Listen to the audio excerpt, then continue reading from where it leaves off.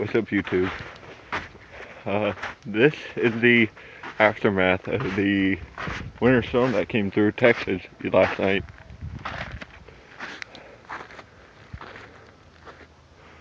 So,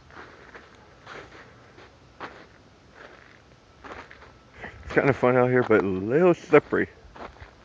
But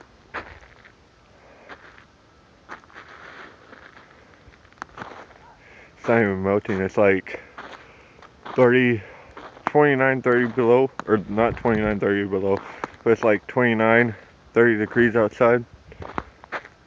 If you guys get any winter storm, be careful, because sometimes, like right here, pure black ice.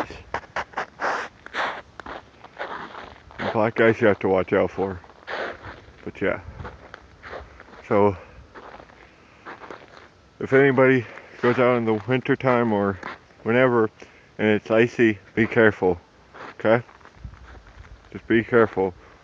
So, figured I'd record this and show you guys what Texas got. Texas got a pretty good inch yesterday. See how much. Let's see how much we got.